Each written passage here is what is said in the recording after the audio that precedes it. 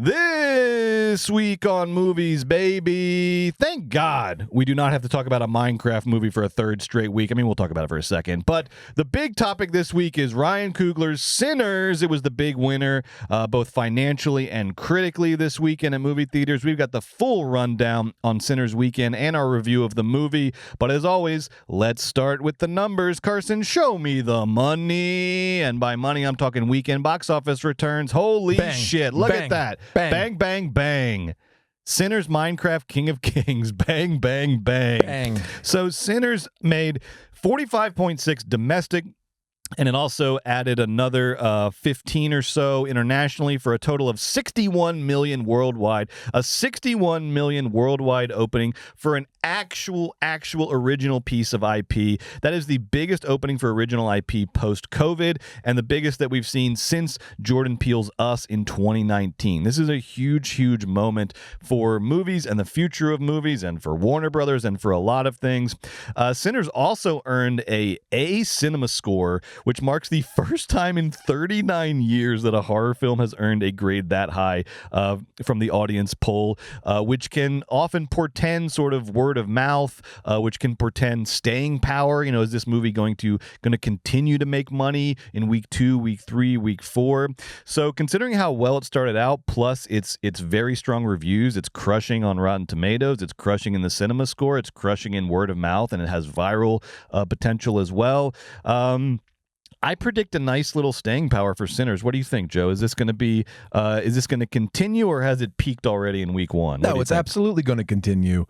They did a great job marketing this, putting it out there, making it a meme, making it viral with their strategy, and they got a lot of people to be personally invested. I know a lot of, black film goers that want this to succeed passionately because Ryan Coogler, obviously one of the great black filmmakers in America, and there's a lot of buy-in there. And then I think generally the larger movie-going audience loves Ryan Coogler and wants him to succeed and wants original IP to succeed. So I think that the Warner Brothers and Coogler did a great job making people feel connected and personally connected to this project, championing it. And I think that people latched onto that. It made a huge opening weekend, and I see no reason why the movie would all of a sudden putter out and stop being a good bet.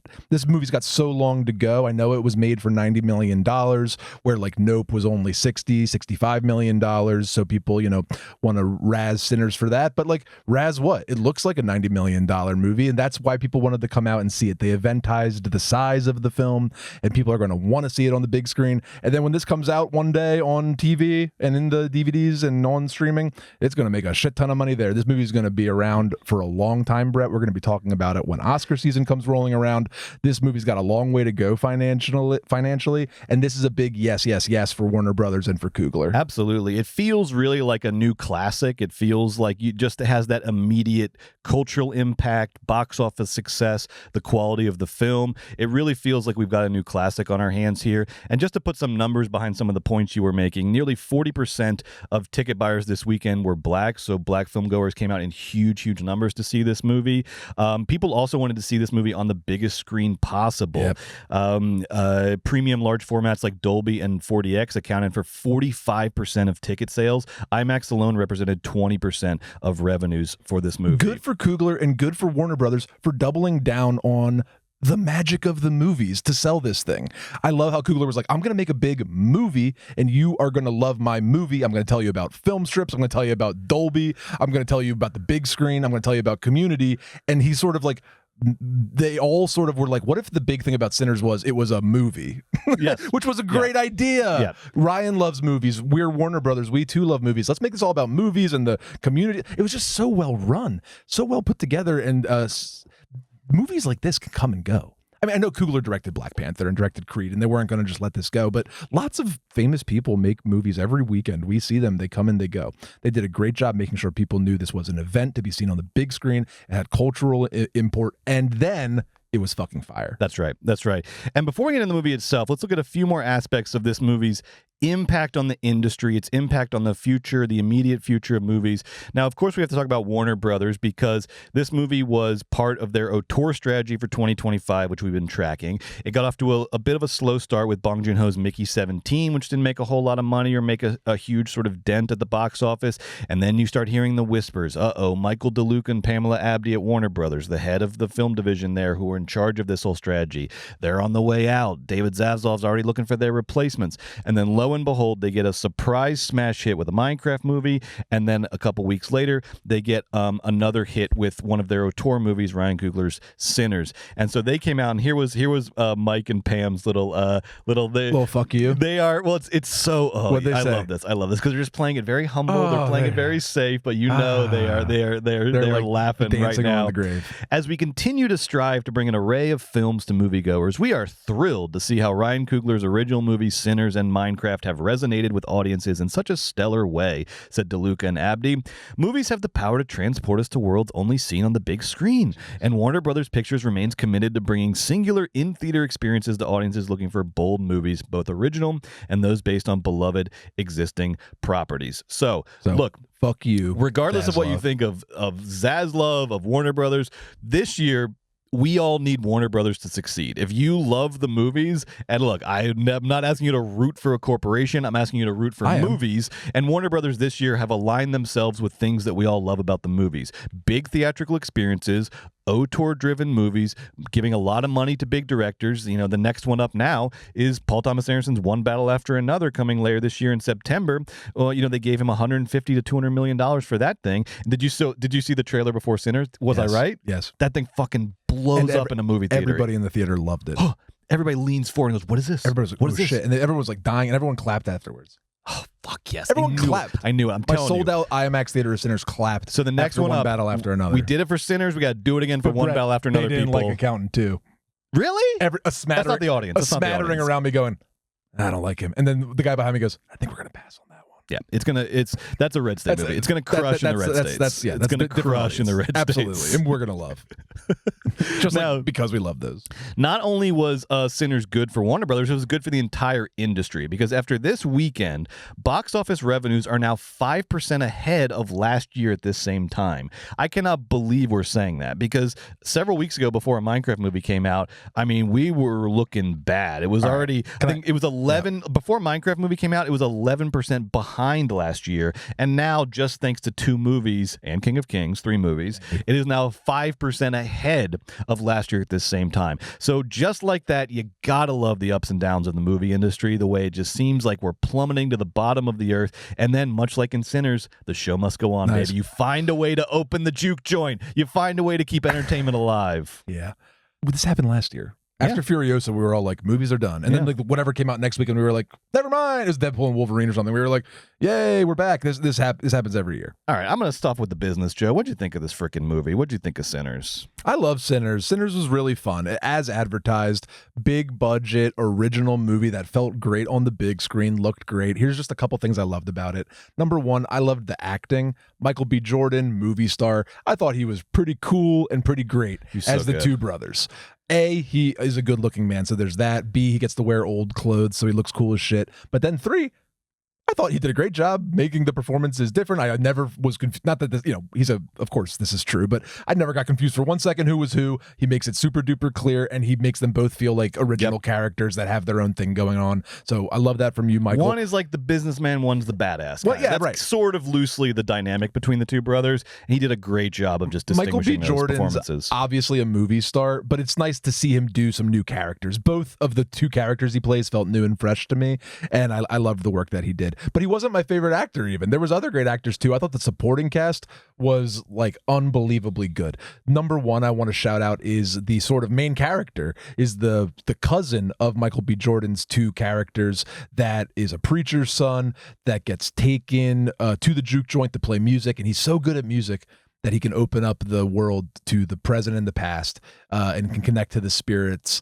of in his present in his future. This is Miles Caton, the actor's name. Miles Caton. He's fantastic. Because Miles Caton isn't just doing a great job acting, which he is. He's also doing a great job singing and playing that guitar. Oh my God. The whole point of Sinners is this guy's so good at singing and playing the guitar that hell opens up and needs him to come down and be the devil or whatever. So they did a good job casting him because this guy was so good. I believe that the devil would come. He was excellent.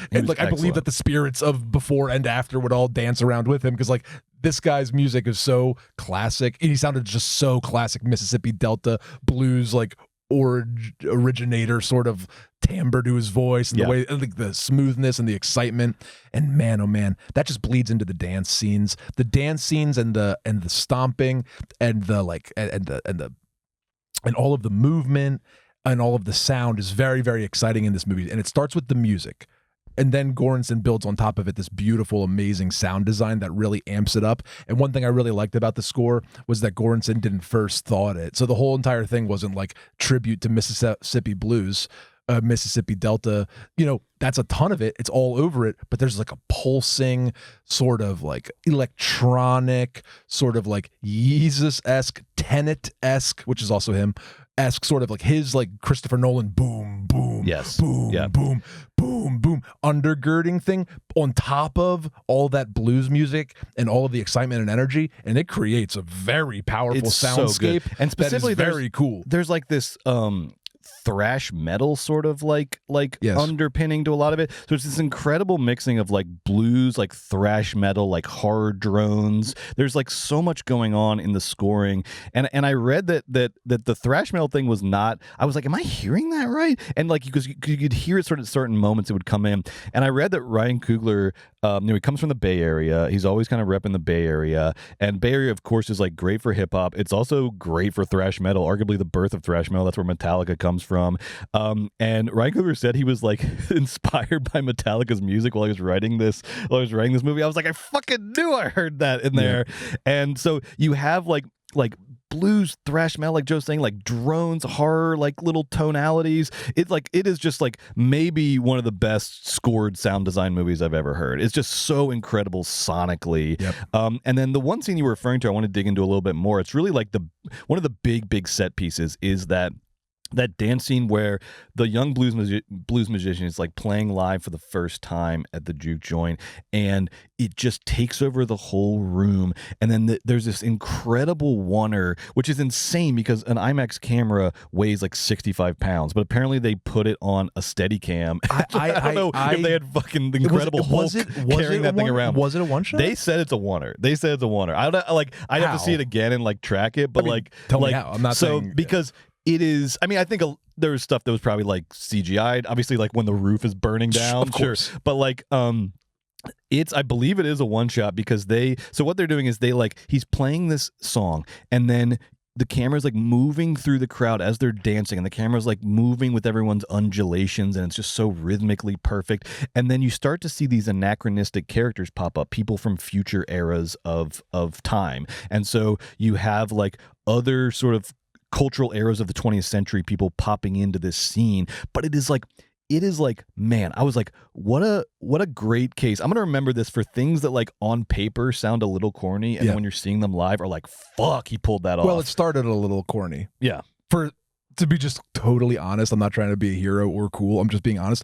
It starts out a little like, I hope for there's 1 second when you're like whoa, for 1 second it's jarring because he has like a future guy and a past guy, and you're like, is this, because you haven't seen the movie or the shot yet, so you're like, is this gonna suck? And then by the end of the shot, you're That's like, exactly what I mean. Ruled. That's exactly what I mean. That was a great idea. There's a slight when you're like, oh, we're getting like future, because you got to take risks. Here. Like you got to risk being cheesy, or you got to risk like it sucking essentially to do something new. Yes. And he risked something sucking, and guess what? This shot didn't suck at all. This shot made the movie. Rocks so hard. This shot rocks. I agree with you entirely. I mean? Yeah. There was an initial like, ooh, maybe our first false move here. Wait, is this gonna suck? And then it's like, no, never mind. And the way he pulls it off is like craftsmanship, like the way the camera is moving and the way that like he's incorporating this insane fucking like even like every aspect of the film is so perfectly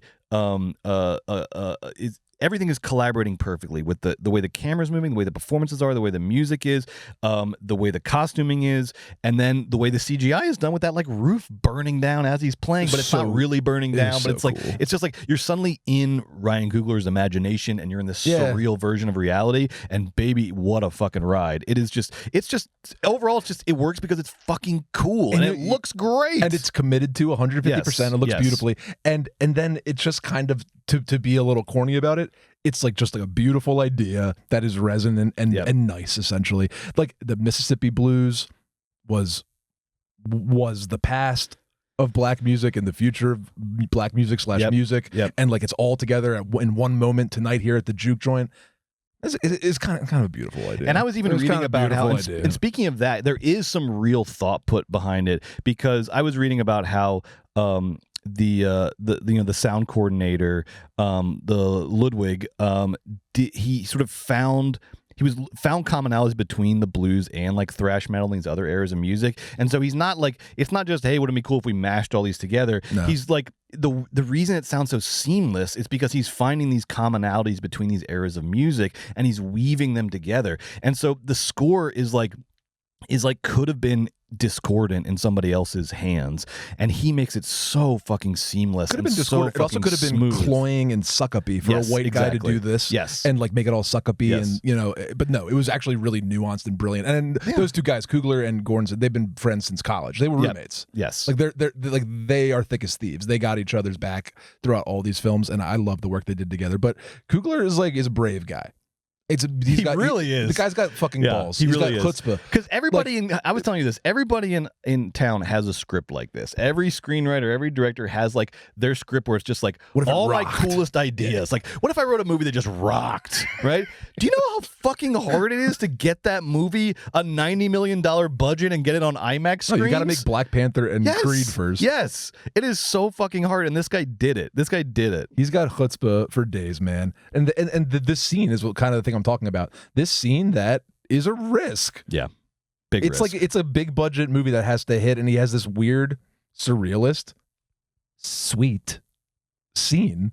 Also but it's like important to the movie. Like it's like, oh yeah, the devil, like the devil, the music is a through line, and it can always open up a portal because it's just so good. And then the music had to be so good so that it made sense that all of a sudden the devil and vampires appeared to like come and eat them or whatever. Because there's a brief little intro at the very beginning of the movie that tells you like, it's sort of like a folkloric intro that's like, the music is so good, but when it got too good, that's when it opened up portals to like the dark, demonic, it was so cool. And then it was like, and sometimes it's bad, but sometimes it's good. And I was like, oh, okay. And then I don't know when it's good, but great. It was bad, but it was awesome. I got it. Oh, sorry. Brett. I want to do two. I have to shout out this cast. Shout them out. I just got one last thing I want to say. So you shout the cast. Wunmi Masaku. Yes. My favorite performance of hers. Yes. She's always an imposing presence on screen or on television, and I always like her very much. She's obviously talented, but I don't know. She's just sort of, playing like someone concerned or like a mom. This movie, she gets to play like a very real person with a very real relationship with Michael B. Jordan, and then she also has this sort of like mystic spiritual elements, not in like a voodoo annoying way, in like a very like lovely, special, sacred, exciting way. And she holds it down. She gives it gravity, and she makes it like just a beautiful. And she's kind of like the heart of the movie for me. Like, I don't know why. There was she just, whatever she was doing, I was like, this person is very important and seems to be. I don't know why I was. She felt like a connective connective thread in the movie, like that connected a lot of the themes together. But that was also a character with a lot of agency on their own. It's a good character. That initial like sex scene with Michael B. Jordan is amazing. It's fucking awesome. Also the movie is fucking horny and hot as hell. Yeah. Like, man, which is I good. love that our big $90 million Save the Movies movie has so much fucking in it, and just it rules. It was so hot. Rules. It was really hot. Was. So like, speaking of the other, so then this woman was incredible, and then the other lead actress was Haley Steinfeld. She was from Bumblebee great. And True Grit, and she's married to Josh Allen. Reverse from True Grit and Bumblebee. Why did Bumblebee come first? Because I was trying to be funny. All right, sorry. Okay, let's all be honest. She fucking murdered the movie. Yeah. She was this close to stealing it. How dare you? Yeah. Because you're white. Yeah. But she didn't steal it. But she was awesome. Yep. And I know you're a little black, but like that's what the whole movie's about. Is like she's white presenting, but her family is black. Right. That's why that's why she's allowed to come. That's to why the she's in the joint. party or whatever. That's why she's like part of all this movie. Yeah. First of all, interesting choice character-wise. Second of all, very thematically resonant and important for what happens in the film. And then third of all, she just fucking murders and is like okay, here's what I was thinking. They all like walk to the juke joint. Yeah. Like from, whatever farm they're on. Yeah. From like little town. It's like she walked in that and got there and looked like that. Yeah. I don't know. There had to have been some sort of like hair and makeup tent next to the juke joint because everybody walked to the juke joint and looked like that. I know. That's my one note. Haley looked too good. I know. For the how did she walk here and look like that? It doesn't make any sense. Well, see, that's just like part of the suspension of disbelief for any movie set in the South. Because having grown up in the South, hot, right? It is not sweaty. just hot. It is humid as you've ever felt in your life. Everybody, any movie that's set in the South during like spring, summer, early fall, people should just be like drenched in sweat. But we can't do that, so we all just agree not to do that unless it's like part of the movie. Everyone's like walking up in like heels and little numbers, and I was just like, I don't know. I mean, like, look, it's the magic of movies. Y'all baby. are strong. Look, I'm not saying. I'm just saying everyone looked amazing, and it must have been hard to walk there. That's all I was saying. I'm not saying it couldn't have happened. I'm just saying. Last thing I want to say about this movie that I really love is I love how many what it surprised me with, because I knew we were going to get to vampires. I kind of thought the whole thing was just like a straight up vampire movie, but I loved how many genres he plays with before the vampires even make their entrance, because we get, holy shit, Joe, two of my favorite genres.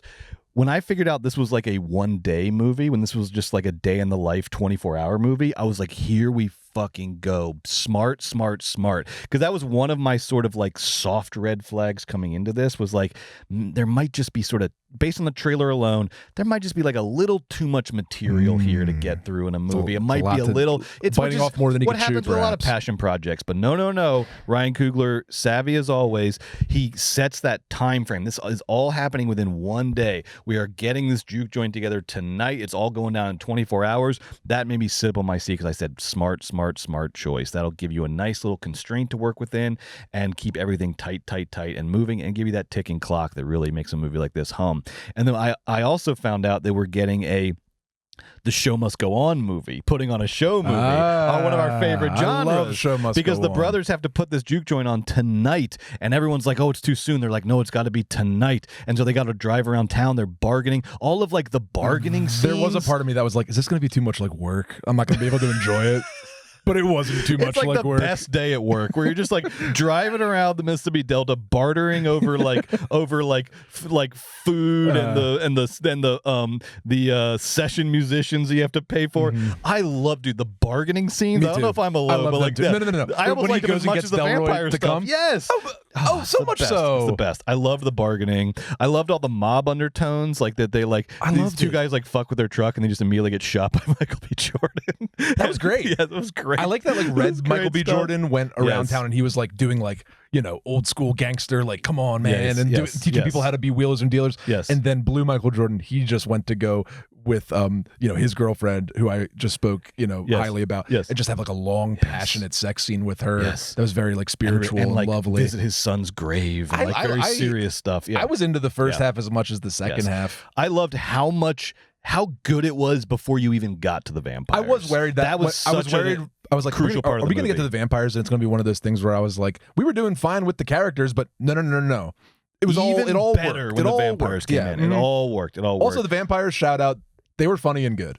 And their thank you. Their little songs were funny and good. And then I haven't said my favorite actor yet. You already said it was Delroy Lindo. Delroy Lindo crushes in He's this movie. always the best. Yeah. He's always the best.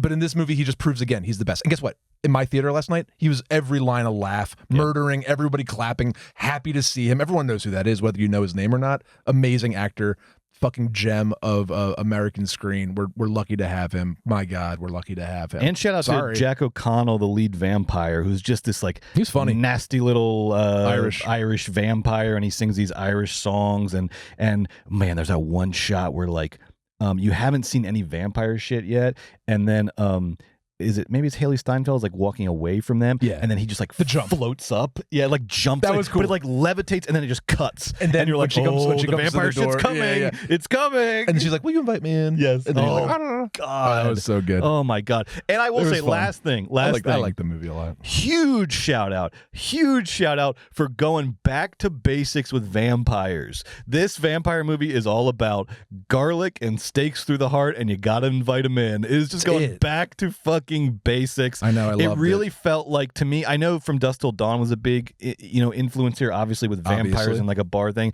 I saw a lot of shades too of like Lost Boys, Near Dark, 80s vampire movies with the combination of like music and sex and vampires and like a bar setting and like kind of like, in Lost Boys it's like punk kids, but here it'd be like blues musicians, like counterculture sort of music stuff. Like the blending of all those elements felt very like 80s vampire movie to me. It feels like we have exorcised the demons of Twilight. We're back to basics with vampires. We're back to the fucking good stuff. Thanks to Nosferatu, we really sort of re-stabilized our myth. And shout out Nosferatu. Shout out too far. Shout out Bill Skarsgård. Last thing. Final words. Final words. This movie really put the Irish in its place, and I think that's really important, especially these days. No, I'm kidding. I'm half Irish. All right, ratings. I am going to give Sinners. You know what? The full experience. Because this movie depends upon the theatrical experience, the full experience of the movie is what I'm rating it on. The movie, the experience of watching it, the way it works with the theater, the way it works with the screen, the fact that Ryan Coogler showed up to my screening. I'm giving this 4.5 stars. I think it's a gem. It's my favorite movie of the year so far. Whoa! Brett, I love that. That's beautiful. This movie was awesome. This movie checked a lot of boxes. This is a movie I'd consider going to again. I'm going to give this movie 4 stars. This movie was great. Great. Let's all go see this again if you've really or see it for the first time, because we need to make sure, like, look, amazing first weekend, but it's gonna really, in terms of the final sort of bottom line success of this thing, it's gonna depend upon having a long tail, having some staying power. I'm gonna go see it again. You should see it for the first time or see it again. Let's make sure this thing is a no question marks, no asterisks, success, so we get more of them.